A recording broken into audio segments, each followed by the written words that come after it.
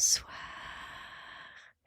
bienvenue dans l'univers de Harry Potter, chapitres 7 et 8 vous attendent prêts à révéler leurs secrets. Installez-vous confortablement et laissez les mots vous envelopper. La porte s'ouvrit immédiatement. Une grande sorcière aux cheveux noirs, vêtue d'une longue robe vert émeraude, se tenait dans l'encadrement. Elle avait le visage sévère des gens qu'il vaut mieux éviter de contrarier, pensa aussitôt Harry. Professeur McGonagall, voici les élèves de première année, annonça Hagrid. Merci Hagrid, dit la sorcière, je m'en occupe. Le hall d'entrée du château était si grand que la maison des Dursley aurait pu y tenir tout entière, et le plafond si haut qu'on n'arrivait pas à l'apercevoir. Des torches enflammées étaient fixées au mur de pierre comme à Gringotts, et face à eux un somptueux escalier de marbre permettait de monter dans les étages. Guidés par le professeur McGonagall, ils traversèrent l'immense salle au sol dallé et entrèrent dans une petite salle réservée aux élèves de première année. Harry entendait la rumeur de centaines de voix qui lui parvenaient à travers une porte située sur sa droite. Les autres élèves devaient déjà être là.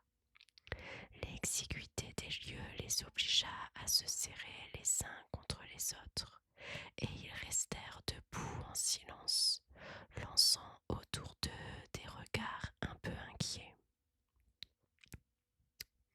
Bienvenue à Poudlard, dit le professeur McGonagall. Le banquet de début d'année va bientôt commencer, mais avant que vous preniez place dans la grande salle, vous allez être répartis dans les différentes maisons. Cette répartition constitue une cérémonie très importante. Vous devez savoir en effet que tout au long de votre séjour à l'école, votre maison sera pour vous comme une seconde famille. Vous y suivrez les mêmes cours, vous y dormirez dans le même dortoir et vous passerez votre temps libre dans la même salle commune. Les maisons sont au nombre de 4. Elles ont pour nom Gryffondor, Poufsouffle, Serdaigle et Serpentard. Chaque maison a sa propre histoire, sa propre noblesse, et chacune d'elles a formé au cours des ans des sorciers et des sorcières de premier plan. Pendant votre année à Poudlard, chaque fois que vous obtiendrez de bons résultats, vous rapporterez des points à votre maison. Mais chaque fois que vous enfreindrez les règles communes, votre maison perdra des points. À la fin de l'année scolaire, la maison qui aura obtenu le plus de points gagnera la coupe des 4 maisons, ce qui constitue un très grand honneur. J'espère que chacun et chacune d'entre vous aura à cœur de bien servir sa maison, quelle qu'elle soit. La cérémonie de la répartition aura lieu dans quelques minutes en présence de tous les élèves de l'école. Je vous conseille de profiter du temps qui vous reste avant le début de cette cérémonie pour soigner votre tenue. Le regard du professeur s'attarda sur Neville, dont la cape était attachée de travers, et sur Ron, qui avait toujours une tache sur le nez. D'un geste fébrile, Harry essaya d'aplatir ses cheveux. « Je reviendrai vous chercher lorsque tout sera prêt, dit le professeur McGonagall. Attendez-moi en silence. Elle quitta la salle. Harry avait la gorge serrée.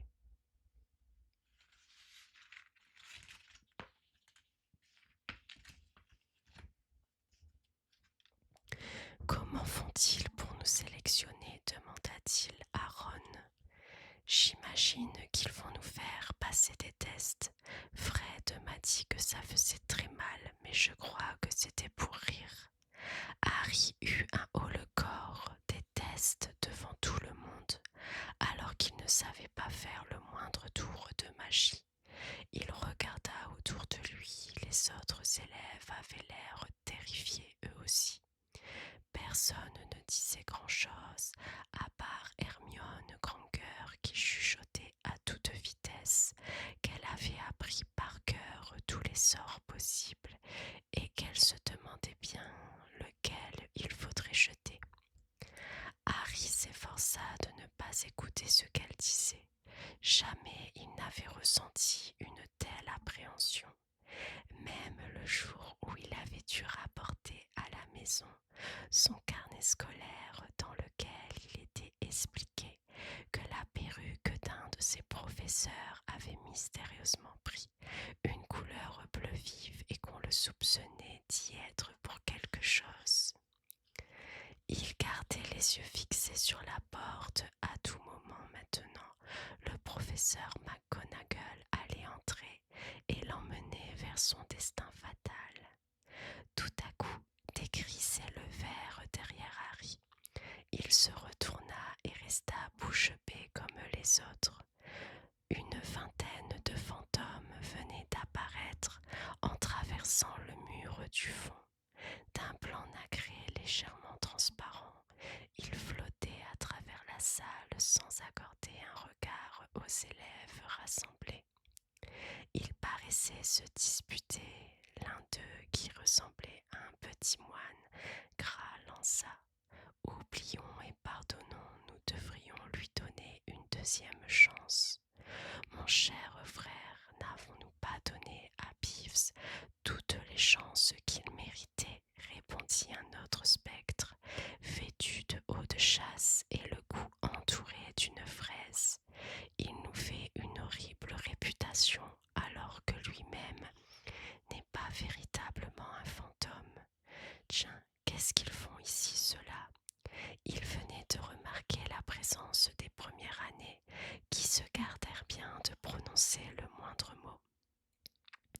« Ce sont les nouveaux élèves, dit le gros moine en leur souriant. Vous attendez la répartition, j'imagine. Quelques élèves hochèrent la tête en silence. J'espère vous voir à bout de souffle, dit le moine. C'était ma maison dans le temps. Allons-y maintenant, dit une voix brusque, la cérémonie va commencer. Le professeur McGonagall était revenu un par un. Les fantômes quittèrent la salle en traversant le mur opposé. Mettez-vous en rang et suivez-moi, dit le professeur aux élèves. Harry éprouvait une sensation bizarre, comme si ses jambes s'étaient soudain changées en plomb. Il se glissa entre Ron et un garçon aux cheveux blonds, et la file des élèves quitta la salle, traversa à nouveau le hall, puis franchit une double porte qui ouvrait sur la grande salle. L'endroit était étrange et magnifique. Des milliers de chandelles suspendues dans les airs éclairaient 4 longues tables autour desquelles les autres étudiants étaient déjà assis, devant des assiettes et des gobelets d'or étincelants. Au bout de la salle, les professeurs avaient pris place autour d'une autre table. Le professeur McGonagall aligna les premières années face à leurs camarades derrière lesquels se tenaient les professeurs. Dans la clarté incertaine des chandelles, les visages les observaient, tels des lanternes aux lueurs pâles. Dispersés parmi les étudiants, les fantômes brillaient comme des panaches de brume argentée, gênés par les regards fixés sur les nouveaux.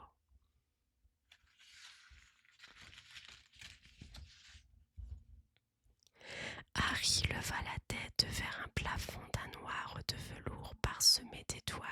« C'est un plafond magique, » murmura Hermione. « Il a été fait exprès pour ressembler au ciel. Je l'ai vu dans l'histoire de Poudlard. » On avait du mal à croire qu'il existait un plafond.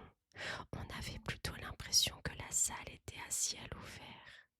Harry regarda à nouveau ce qui se passait devant lui lorsque le professeur McGonagall installa un tabouret à 4 pieds devant les nouveaux élèves.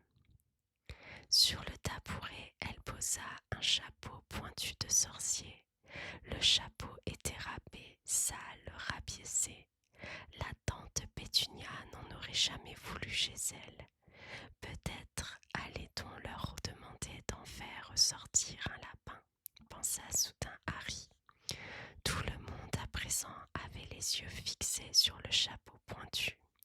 Pendant quelques instants, il régna un silence total, puis tout à coup le chapeau remua. Une déchirure tout près du bord s'ouvrit, un grand comme une bouche, et le chapeau se mit à chanter. Je ne suis pas d'une beauté suprême, mais faut pas se fier à ce qu'on voit. Je veux bien me manger moi-même, si vous trouvez plus malin que moi. Les hautes formes, les chapeaux splendides font pas mal figure auprès de moi, car à Poudlard, quand je décide, chacun se soumet à mon choix. Rien ne m'échappe, rien ne m'arrête. Le joie-beau a toujours raison. Mettez-moi donc sur votre tête pour connaître votre maison. Si vous allez à Gryffondor, vous rejoindrez les courageux. Les plus hardis et les plus forts sont rassemblés en ce haut lieu. Si à Poufsouffle vous allez, comme eux, vous serez juste et loyal. Ceux de Poufsouffle aiment travailler et leur patience est proverbiale. Si vous êtes sage et réfléchi, Certaigle vous accueillera peut-être. Là-bas, ce sont des érudits qui vous envient de tout connaître. Vous finirez à Serpentard si vous êtes plutôt malin, car ceux-là sont de vrais roublards qui parviennent toujours à leur fin. Sur la tête, pose-moi un instant et n'aie pas peur, reste serein. Tu seras en de bonnes mains, car je suis un chapeau pensant. Lorsqu'il eut terminé sa chanson, des applaudissements éclatèrent dans toute la salle. Le chapeau s'inclina pour saluer les 4 tables, puis il s'immobilisa à nouveau. Alors il suffit de porter le chapeau, murmura Ron à l'oreille de Harry. Fred m'avait parlé d'un combat avec un troll, j'ai bien envie d'aller lui casser la figure.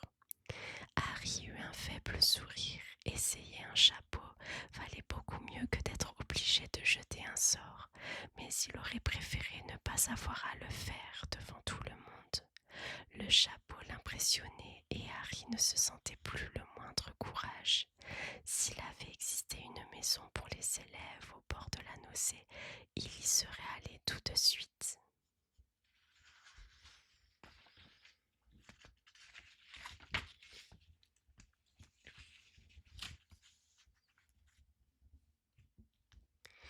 Le professeur McGonagall s'avança en tenant à la main un long rouleau de parchemin. Quand j'appellerai votre nom, vous mettrez le chapeau sur votre tête et vous assiérez sur le tabouret. Je commence. Abbott Anna. Une fille au teint rose avec des nattes blondes sortit du rang d'un bal mal assuré. Elle alla mettre le chapeau qui lui tomba devant les yeux et s'assit sur le tabouret. Poufsouffle, cria le chapeau après un immense silence. Des acclamations et des applaudissements s'élevaient de la table située à droite, et Anna, elle, alla s'y asseoir parmi les autres étudiants de Poufsouffle. Harry vit le fantôme du moine gras lui faire de grands signes enthousiastes. Bonne Suzanne, Poufsouffle, cria à nouveau le chapeau. Suzanne se hâta d'aller s'asseoir à côté d'Anna. Bout Terry appela le professeur McGonagall. Certaigle, cria le chapeau. Cette fois, les applaudissements s'élevèrent de la deuxième table à gauche. Des élèves de Certaigle accueillirent Terry en lui serrant la main. Brocklehurst Mandy fut également envoyé à Certaigle. Bron Lavande fut la première à se retrouver à Gryffondor. conversation monta de la table située à l'extrême gauche. Les jumeaux se mirent à siffler d'un air joyeux pour saluer son arrivée. Bulstrode milicien fut envoyé à Serpentard. Peut-être était-ce dû à son imagination après tout ce qu'on lui avait dit sur eux. Mais Harry éprouva une impression désagréable en regardant les élèves de Serpentard. Il commençait vraiment à avoir la nausée maintenant. Il se souvenait des séances pendant lesquelles on composait les équipes sportives dans son ancienne école. Il était toujours le dernier à être choisi, non parce qu'il était le plus mauvais, mais parce que personne ne voulait prendre le risque de lui manifester la moindre sympathie en présence de Dudley. Finch, Fetchley, Justine, Poufsouffle. Harry remarqua que le chapeau prenait parfois le temps de la réflexion avant de se décider. Finnegan Sinus, le garçon aux cheveux blonds à côté de Harry, resta assis presque une minute entière avant que le chapeau ne l'envoie à Gryffondor. Granger Hermione. Hermione courut presque jusqu'au tabouret et enfonça frénétiquement le chapeau sur sa tête. Gryffondor cria le chapeau. Ron émit un grognement. Harry eut soudain une de ces horribles pensées qui accompagnent généralement les états de panique. Et s'il n'était pas choisi du tout, s'il restait là avec le chapeau sur la tête, sans que rien ne se passe et que le professeur McGonagall finisse par lui annoncer qu'il y avait une erreur et qu'il devait rentrer chez lui par le prochain train. Lorsque Neville, le long du pas, le garçon qui ne cessait de perdre son crapaud, fut appelé, il trébucha et tomba en s'approchant du tabouret. Le chapeau mit longtemps à se décider. Enfin, il cria « Gryffondor !»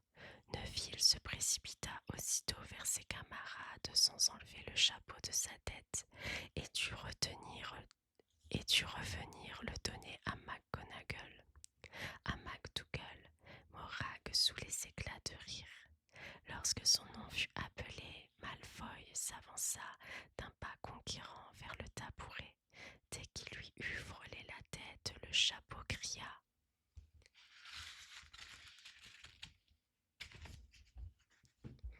Serpentard !» La mine satisfaite de Malfoy alla rejoindre ses amis, Crabbe et Goyle, qui avaient été envoyés à Serpentard eux aussi. Il ne restait plus grand monde dans la ville des nouveaux. Moon, Nott, le professeur McGonagall appela les noms qui commençaient par P, Parkinson, les jumelles, Bathilde, Perks, Saliane et enfin Potter, Harry. Lorsque Harry sortit du rang, des murmures s'élevèrent dans toute la salle. Elle a bien dit Potter, le Harry Potter. Avant que le chapeau lui tombe devant les yeux, en le plongeant dans le noir absolu, Harry eut le temps de voir les têtes qui se tendaient pour mieux le regarder. Ce n'était pas facile, dit une petite voix à son oreille. C'est même très difficile. Je vois beaucoup de courage, des qualités intellectuelles également. Il y a du talent et, oh mon garçon, tu es avide de faire tes preuves. Voilà qui est intéressant. Voyons, où vais-je te mettre ? Harry crispa les doigts sur les bords du tabouret. Pas Serpentard, pensa-t-il avec force. Pas Serpentard, dit la petite voix, tu es sûr, tu as d'immenses qualités, sais-tu. Je le vois dans ta tête et Serpentard t'aiderait singulièrement sur le chemin de la grandeur, ça ne fait aucun doute. Alors, non, vraiment, très bien. Si tu es sûr de toi, il faut mieux t'envoyer à Gryffondor. Harry entendit le dernier mot résonner dans la grande salle. Il ôta le chapeau et se dirigea, les jambes tremblantes, vers la table des Gryffondor. Soulagé d'avoir échappé à Serpentard, il remarqua à peine qu'on lui réservait la plus longue et la plus bruyante ovation de la soirée. Merci, le préfet se leva et lui serra vigoureusement la main, tandis que les jumeaux Weasley scandaient Potter avec nous, Potter avec nous. Harry s'assit face au fantôme qui portait une fraise autour du cou. Le spectre lui tapota amicalement le bras et Harry eut soudain l'horrible impression d'avoir plongé la main jusqu'au coude dans un seau d'eau glacée. À présent, il voyait distinctement la grande salle des professeurs. Hagrid, qui était assis à l'une des extrémités, lui fit un clin d'œil en levant le pouce. Harry lui sourit. Au centre de la table trônait dans un large fauteuil d'or massif Albus Dumbledore en personne. Harry le reconnut immédiatement grâce à la carte qu'il avait trouvée dans le choco-grenouille. La chevelure argentée de Dumbledore brillait avec autant d'éclat que les fantômes. Harry reconnut également le professeur Quirrell, le jeune homme émotif qu'il avait rencontré au chaudron baveur. Il portait un grand turban violet qui lui donnait un air bizarre. Il ne restait plus que 3 élèves à répartir. Turpin Lisa fut envoyé à Serdaigle. Puis ce fut le tour de Ron. Il avait le teint verdâtre et Harry croisa les doigts sous la table. Un instant plus tard, le chapeau annonça Gryffondor. Harry applaudit bruyamment avec les autres tandis que Ron se laissait tomber sur une chaise à côté de lui.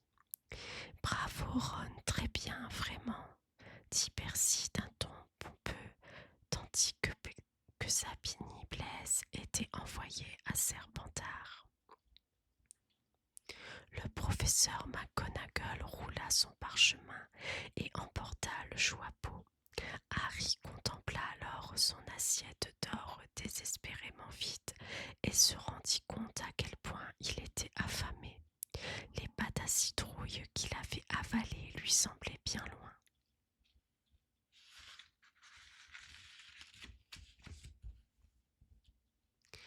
Albus Dumbledore s'était levé, le visage rayonnant, les bras largement ouverts.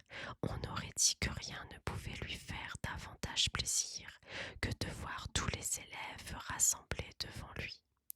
Bienvenue, dit-il, bienvenue à tous pour cette nouvelle année à Poudlard. Avant que le banquet ne commence, je voudrais vous dire quelques mots. Les voici, Nico. Gradouble, Bizarre, Pinson, je vous remercie. Et il se rassit tandis que tout le monde applaudissait avec des cris de joie. Harry se demanda s'il fallait rire ou pas. Il est un peu fou, non demanda-t-il timidement à Percy. Fou, dit Percy d'un ton léger, c'est un génie, le plus grand sorcier du monde, mais c'est vrai, il est un peu fou. Tu veux des pommes de terre? Harry resta bouche bée, les plats disposés sur la table débordaient à présent de victuailles. Roast-beef, poulet, côtelettes de porc et d'agneau, saucisses, lard, steak, gratin, pommes de terre, frites, légumes, diverses sauces onctueuses, ketchup, et il ne savait pour quelle raison, des bonbons à la menthe. Les Dursley n'avaient jamais privé Harry de nourriture, mais il n'avait pas vraiment le droit de manger à sa faim. Dudley se précipitait toujours le premier sur ce que Harry aimait le mieux, même si cela le rendait malade. Harry remplit son assiette d'un peu de tout, sauf de bonbons à la menthe, et se mit à manger avec appétit. Tout était délicieux. Tout ça me paraît bien appétissant, soupira le fantôme à fraise en regardant Harry trancher son steak. Il y a presque 400 ans maintenant que je n'ai rien mangé. Je n'en ai pas besoin, bien sûr, mais ça me manque. Au fait, je ne me suis pas présenté, Sir Nicolas de Mimsy Porpington, pour vous servir, fantôme résident de la tour de Gryffondor. Je vous connais, exclama Ron, mes frères m'ont parlé de vous. C'est bien vous, Nick, quasi sans tête. Je préfère que l'on m'appelle Sir Nicolas de Mimsy, dit le fantôme d'un air pincé. Quasi sans tête l'interrompit. Simus Finnegan, le garçon aux cheveux blonds, comment peut-on être quasi sans tête? Sir Nicolas sembla offensé. Visiblement, la conversation ne se déroulait pas selon ses vœux. Comme ceci, dit-il d'une voix agacée. Il prit son oreille gauche entre deux doigts et le tira vers le haut. Sa tête bascula alors vers la droite et tomba sur son épaule, comme si elle était rattachée à son cou par une charnière. Apparemment, quelqu'un avait essayé de le décapiter sans réussir à terminer le travail. Satisfait de voir les regards ébahis des nouveaux élèves, Nick, quasi sans tête, remit son chef en place et tout ça. Alors les nouveaux Gryffondor, dit-il, j'espère que vous allez nous aider à gagner la coupe des 4 maisons cette année.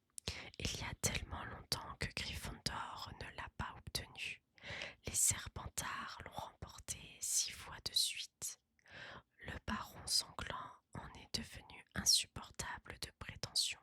C'est lui le fantôme des Serpentards. Harry jeta un coup d'œil à la table des Serpentards et aperçut un horrible fantôme, les yeux vides, le visage émacié, les vêtements maculés de taches de sang au reflet d'argent. Il était assis à côté de Malfoy qui, à la grande satisfaction de Harry, n'avait pas l'air enchanté d'occuper cette place. Comment a-t-il fait pour être couvert de sang? Demanda avec grand intérêt Simus Finnegan, le garçon blond. Je ne lui ai jamais demandé, répondit Nick, quasi sans tête, avec délicatesse. Lorsque tout le monde se fut bien rempli l'estomac, ce qui restait dans les plats disparut peu à peu, et la vaisselle redevint étincelante de propreté. Ce fut alors le moment du dessert. Crème glacée à tous les parfums possibles, tarte aux pommes, éclairs au chocolat, beignets baba, fraises, gâteaux de riz. Harry se servit, tandis qu'il prenait un morceau de tarte à la mélasse. Les autres se mirent à parler de leur famille. Moi, je suis moitié-moitié, expliqua Simus. Mon père est un moldu et ma mère a attendu qu'il soit marié pour lui dire qu'elle était une sorcière. Ça lui a fait un choc. Tout le monde éclata de rire. Et toi, Neville, demanda Ron. C'est ma grand-mère qui m'a élevée et c'est une sorcière, répondit Neville. Mais pendant des années, la famille a cru que j'étais un moldu. Algy, mon grand-oncle, essayait toujours de me prendre par surprise pour voir s'il y avait un peu de magie en moi. Un jour, il m'a poussé dans l'eau au bout de la jetée de Blackpool et j'ai failli me noyer.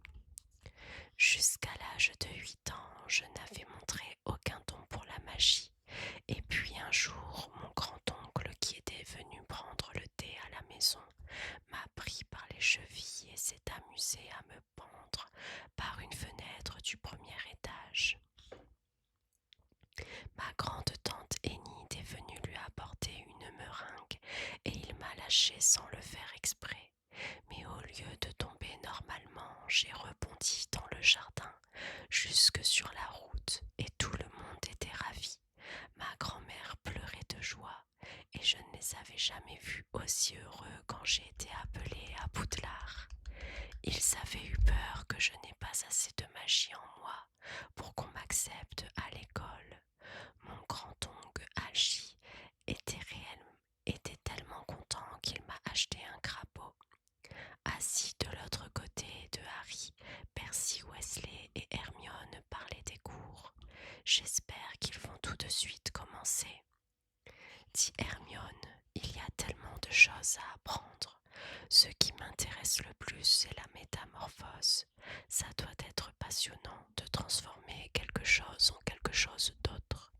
Bien sûr, il paraît que c'est très difficile. Il faudra commencer avec de petits objets. Par exemple, changer une allumette en aiguille, expliqua Percy. Harry, qui commençait à avoir chaud et sommeil, jeta à nouveau un coup d'œil à la grande table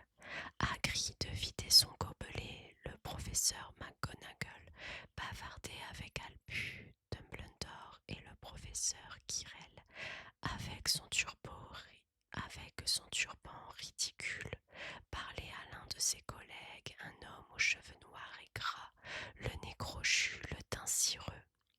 Tout se passa en un éclair.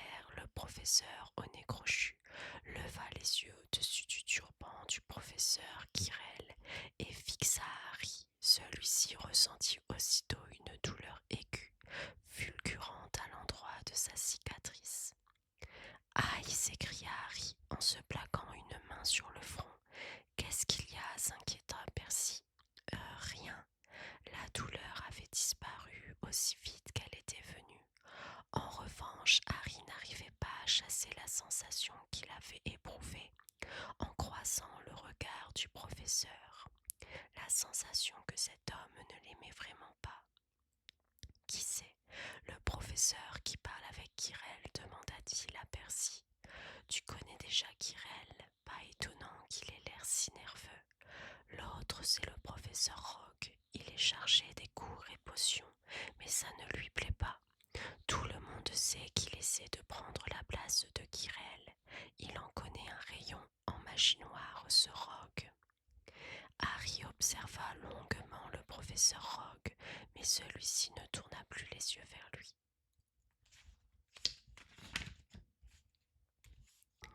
Lorsque les desserts eurent à leur tour disparu, Albus Dumbledore se leva à nouveau, et le silence se fit dans la salle.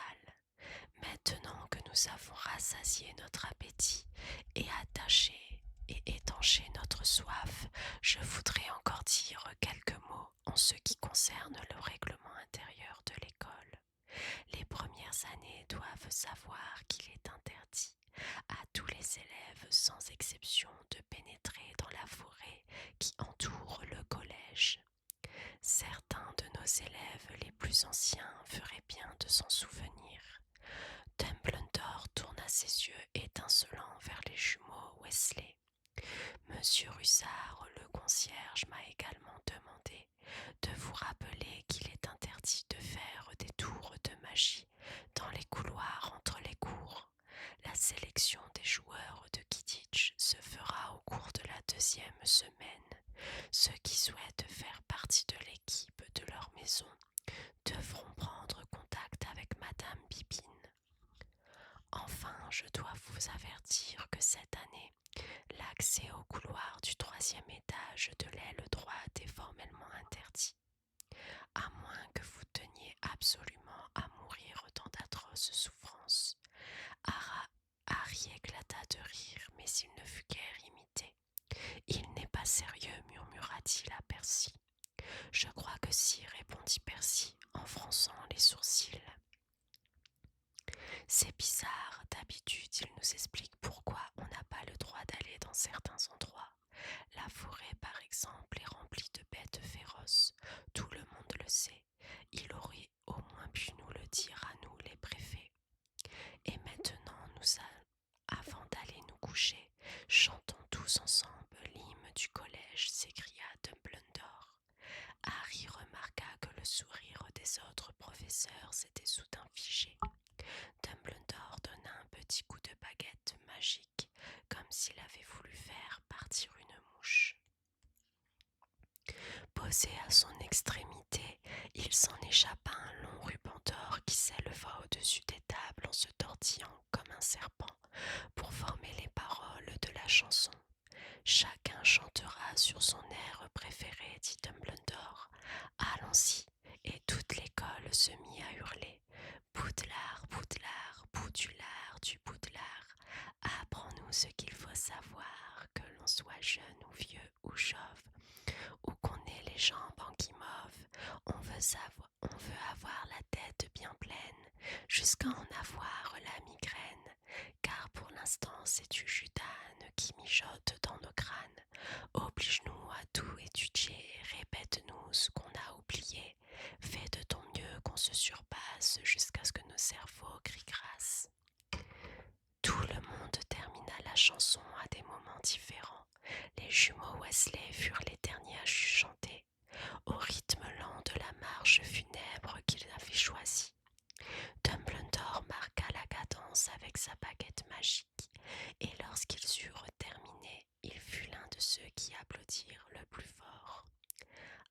musique, dit-il en s'essuyant les yeux. Elle est plus magique que tout ce que nous ne pourrons jamais faire dans cette école. Et maintenant, au lit, allez, tout le monde dehors. Les nouveaux de Gryffondor suivirent Percy hors de la grande salle, puis montèrent derrière lui le grand escalier de marbre. Harry eut à nouveau l'impression d'avoir des jambes de plomb, mais cette fois seule la fatigue et le plan du repas en était la cause. Il avait tellement sommeil qu'il ne fut même pas surpris de voir les personnages des tableaux accrochés au mur des couloirs chuchoter et montrer les élèves du doigt sur leur passage. Il ne fut pas davantage étonné de voir que Percy les faisait passer par les portes cachées derrière des tapisseries ou des panneaux coulissants. Ils parcoururent ainsi une distance interminable, bâillant et traînant les pieds, et Harry se demandait s'il était encore loin du but quand ils s'arrêtèrent brusquement. Des cannes apparurent soudain devant eux, flottant dans les airs et se ruèrent sur Percy, qui dut faire un pas de côté pour les éviter. C'est Peeves, murmura Percy. Un esprit frappeur, Peeves, montre-toi, dit-il en élevant la voix. Pour toute réponse, un bruit grossier comme un ballon qui se dégonfle résonna dans le couloir. Tu veux que j'aille prévenir le baron sanglant, menaça Percy. Il y eut alors un bruit sec et un petit homme au regard noir et méchant, avec une grande bouche, se dessina dans les airs. Il avait les jambes croisées et se cramponnait aux cannes. Oh, lança-t-il en accompagnant son cri d'une sorte de caquettement mauvais. Voilà les petits nouveaux, on va bien s'amuser. Il fondit alors sur eux, obligeant les élèves à se baisser. Va-t'en, Peeves, sinon le baron sera prévenu, et je ne plaisante pas, s'exclama Percy. Peeves tira la langue et disparut en laissant tomber les cannes sur la tête de Neville. Des armures cliquetèrent sur son passage. Il faut faire attention à Peeves, dit Percy, en poursuivant son chemin. Le baron sanglant est le seul à qui il obéisse. Même nous, les préfets, il ne nous écoute pas. Voilà, on y est. Tout au bout du couloir était accroché un tableau qui représentait une très grosse dame vêtue d'une robe de soie rose. Le mot de passe, demanda-t-elle. Caput Draconi, dit Percy, et le tableau pivota aussitôt, laissant voir un trou rond découpé dans le mur. Ils s'y engouffrèrent un par un et virent la cour d'échelle à Neuville. Puis ils se retrouvèrent dans la salle commune de Gryffondor, une salle ronde, confortable et accueillante, remplie de gros fauteuils moelleux. Percy montra aux nouveaux les deux dortoirs qui leur étaient réservés, celui des filles et celui des garçons. Les garçons montèrent l'escalier en colimaçon qui menait au sommet d'une tour et trouvèrent des lits à baldaquin avec des rideaux de velours d'un rouge profond. Leurs valises avaient déjà été emmenées, trop fatigués pour parler longtemps. Ils s'enfilèrent leurs pyjamas et se mirent au lit. On mange bien ici, hein, chuchota Ron à Harry, à travers les rideaux. Et laisse-moi tranquille, Croutard, il est en train de ronger mes draps. Harry voulut répondre, mais il tomba endormi. Peut-être était-ce à cause de son trop copieux repas qu'il fit un rêve étrange. Il portait le turban du professeur Quirrell, et le turban ne cessait de lui répéter qu'il ferait mieux de se faire transférer à Serpentard, car telle était sa destinée. Harry répondait qu'il ne voulait pas aller à Serpentard. Le turban devenait alors de plus en plus lourd. Harry essayait de l'enlever, mais s'il lui serrait douloureusement la tête. Et il voyait Malfoy qui riait en le regardant, s'escrimer enfin. Puis Malfoy prenait l'apparence de Rogue, le professeur au nez. Crochu et son rire devenaient de plus en plus sonores, de plus en plus glacés.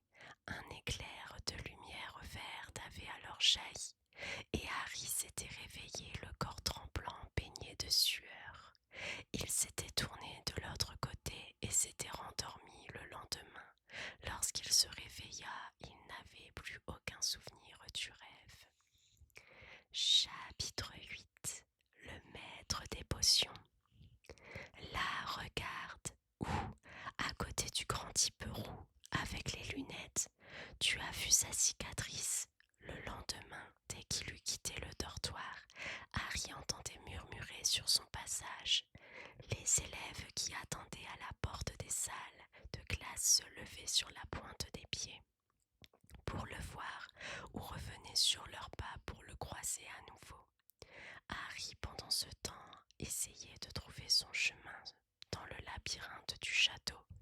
Il y avait 142 escaliers à Poudlard, des larges, des étroits, des courbes, des carrés, des délabrés, certains avec une ou deux marches escamotables qu'il fallait se souvenir d'enjamber pour ne pas tomber, ou d'autres qui menaient ailleurs le vendredi.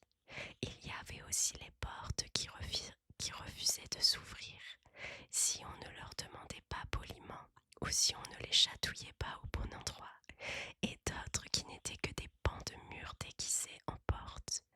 Il était aussi très difficile de se souvenir où les choses se trouvaient, car tout bougeait sans cesse. Les gens représentés sur les tableaux accrochés au mur passaient leur temps à se rendre visite les uns aux autres, et Harry était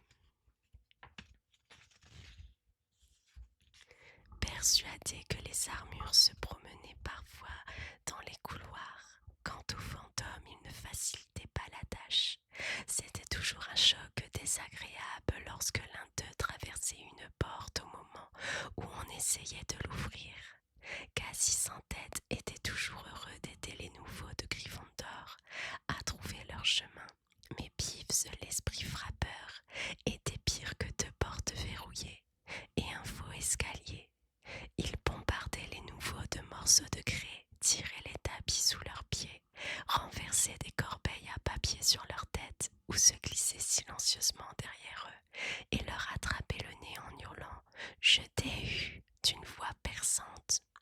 Mais pire encore que Peeves, si toutefois c'était possible, il y avait Argus Rusard, le concierge. Harry et Ron avaient réussi à se le mettre à dos dès le premier jour. Rusard les avait surpris alors qu'ils essayaient d'ouvrir une porte qui par malchance qui s'était révélée être l'entrée du couloir interdit du 3e étage. Il avait refusé de les croire lorsqu'ils lui avaient expliqué qu'ils s'étaient perdus. Il était convaincu qu'ils avaient tenté de la forcer exprès et qu'ils les avaient menacés de les enfermer au cachot. Heureusement, le professeur Quirrell, qui passait par là, était venu à leur secours. Rusard avait une chatte qui s'appelait Miss Daigne, une créature grisâtre et décharnée, avec des yeux globuleux qui brillaient comme des lampes, à l'image de ceux de son maître. Elle sillonnait les couloirs toute seule, et dès qu'elle voyait quelqu'un commettre la moindre faute, ne serait-ce que poser un orteil au-delà d'une ligne interdite, elle filait prévenir son maître qui accourait aussitôt, en soufflant comme un bœuf. Rusard connaissait les passages secrets de l'école mieux que personne, à part peut-être les jumeaux Weasley, et pouvait apparaître aussi soudainement que l'un des fantômes. Tous les élèves le détestaient et nombre d'entre eux auraient été ravis de donner un bon coup de pied à Miss Daigne.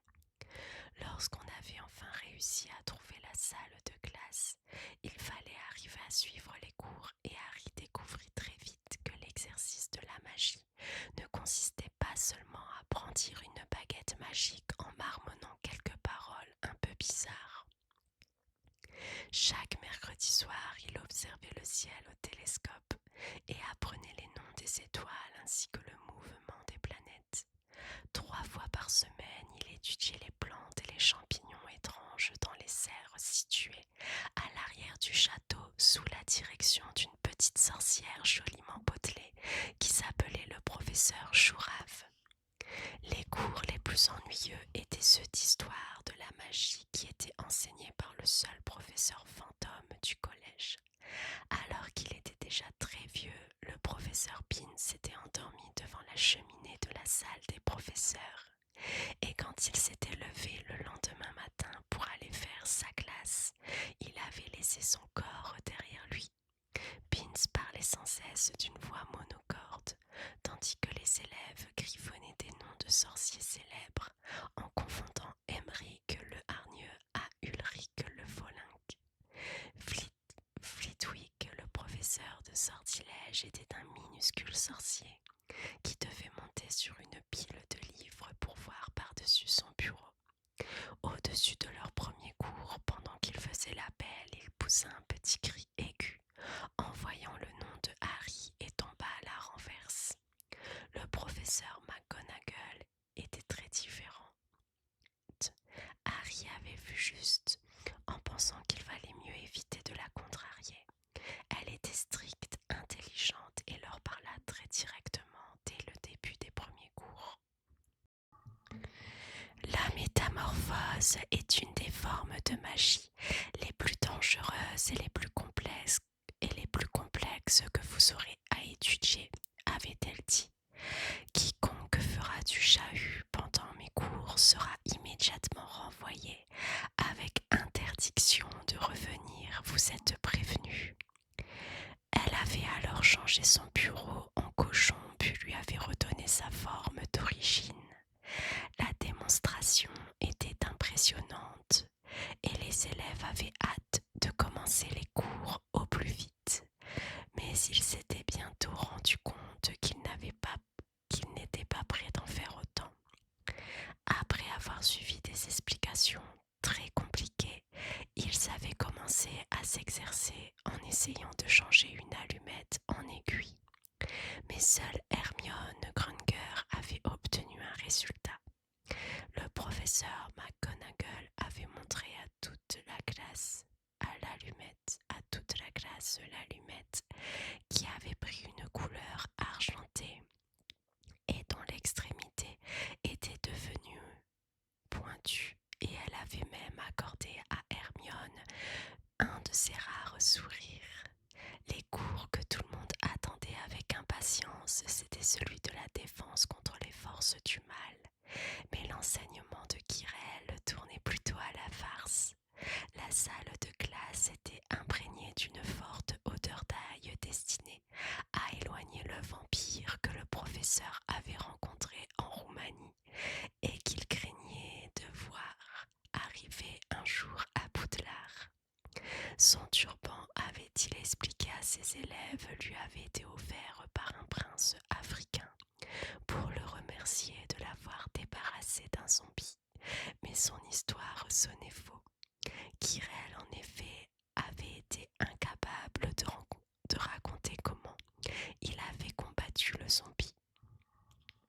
En plus, le turban dégageait la même odeur que la salle de classe, ce qui avait fait dire aux jumeaux Weasley que le professeur l'avait rempli d'ail pour se protéger en permanence des vampires.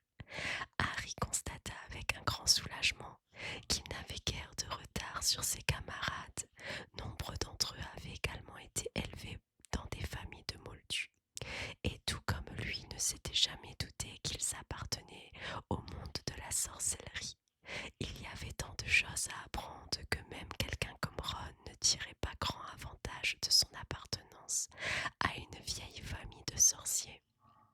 Le vendredi, Harry et Ron avaient trouvé tout seuls le chemin de la grande salle où était servi le petit déjeuner. « Qu'est-ce qu'on a aujourd'hui » demanda Harry. « Un cours commun de potions magiques avec les Serpentards, dit Ron. C'est Rogue qui est leur directeur.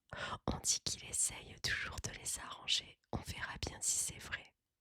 J'aimerais bien que McGonagall ait envie de nous avantager, dit Harry. Le professeur McGonagall était la directrice des Gryffondor, ce qui n'avait pas empêché de leur donner une montagne de devoirs à faire. Au même moment, le courrier arriva. Harry s'était habitué à voir entrer chaque matin dans la grande salle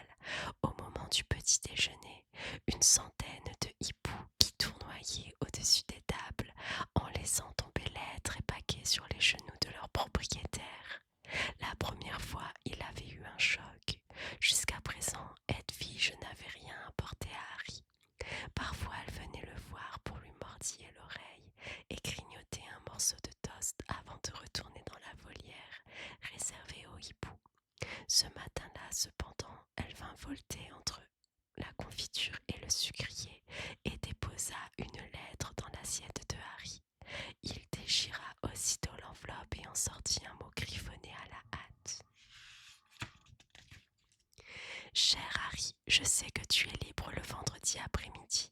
Est-ce que tu auras envie de venir prendre une tasse de thé avec moi aux alentours de 3 heures?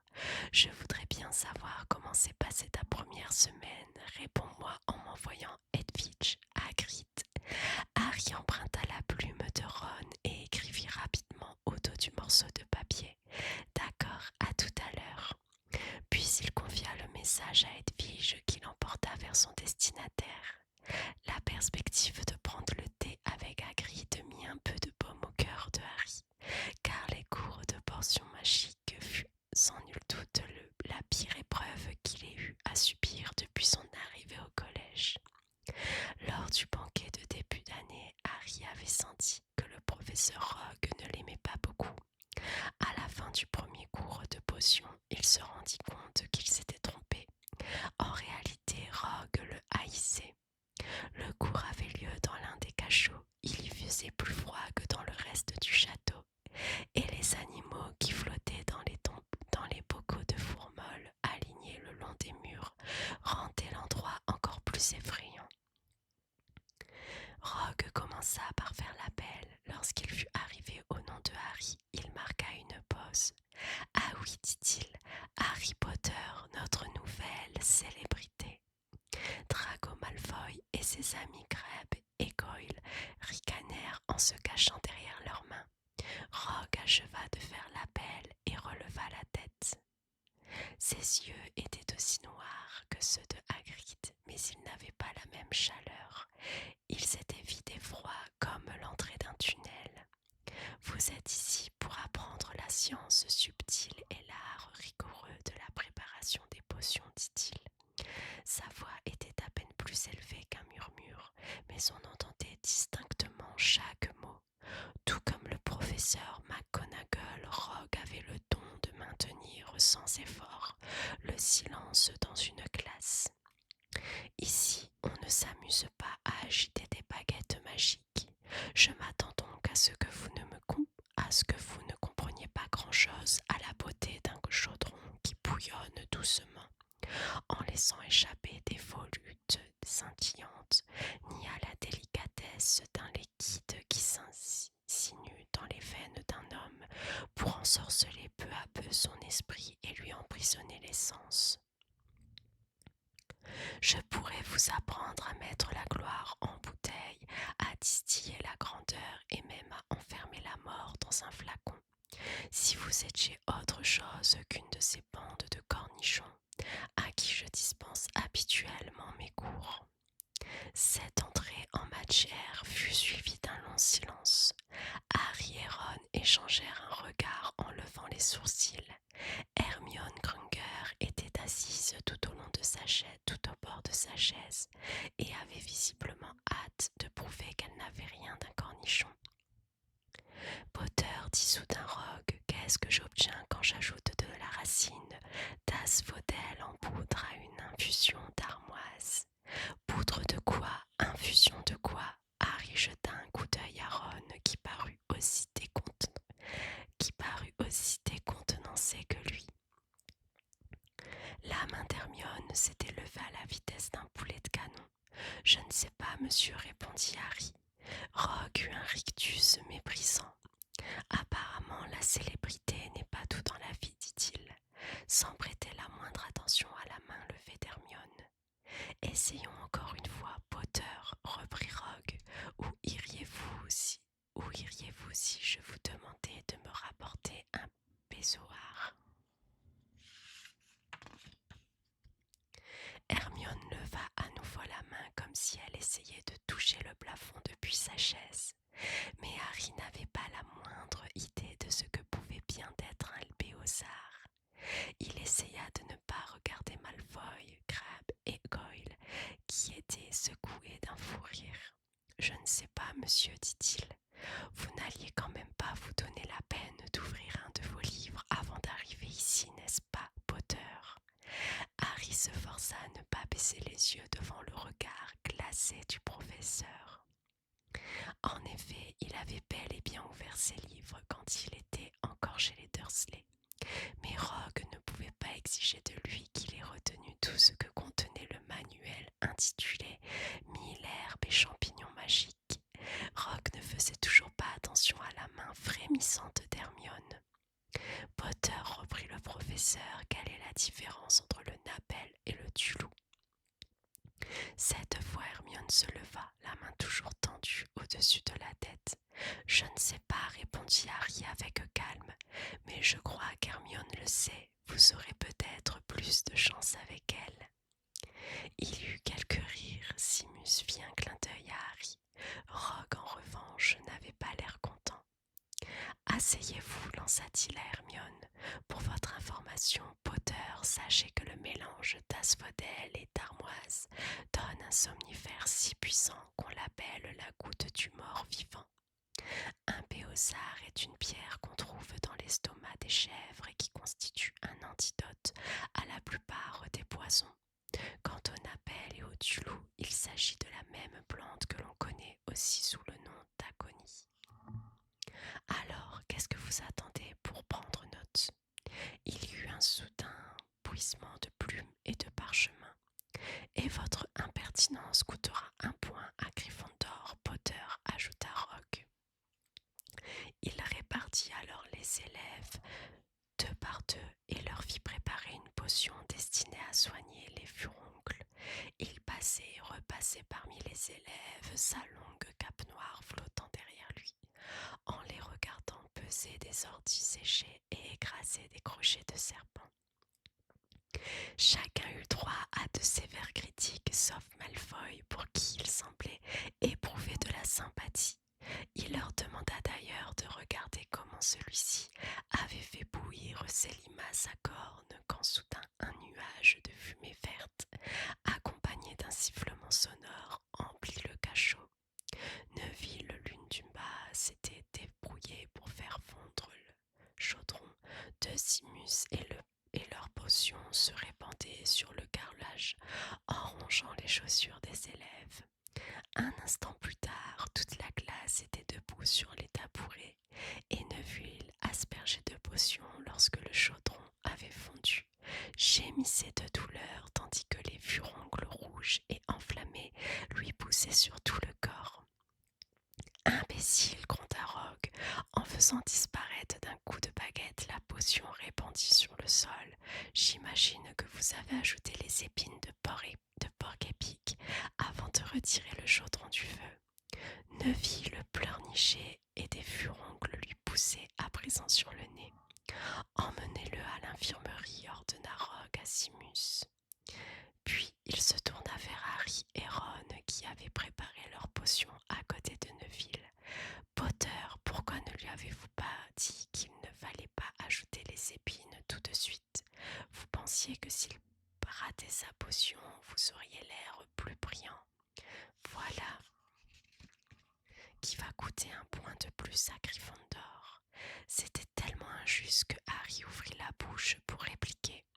Mais Ron lui donna un petit coup de pied derrière leur chaudron pour l'en dissuader. « Laisse tomber, chuchota-t-il. Il paraît qu'il peut devenir très méchant quand il s'y met. » Lorsqu'ils remontèrent du cachot, 1 heure plus tard, Harry remuait de sombres pensées et son moral était au plus bas. Il avait fait perdre 2 points à Gryffondor dès la première semaine. Pourquoi Rogue le haïssait-il ainsi? Ne t'en fais pas, dit Ron. Rogue enlevait aussi des points à Gryffondor à cause de Fred et George. Est-ce que je peux venir avec toi chez Hagrid? À 3h moins 5, ils quittèrent le château et traversèrent le parc. Hagrid habitait une petite maison de bois en bordure de la forêt interdite. Une arbalète et une paire de bottes en caoutchouc étaient posées à côté de la porte. Lorsqu'Harry frappa, un grand fracas retentit à l'intérieur de la maison, accompagné d'aboiements sonores, puis la voix de Hagrid domina le vacarme. « Ça suffit, Croque-Dur, dit-il, va-t'en de là. » Le visage hirsute de Hagrid apparut dans l'entrebâillement de la porte. « Tu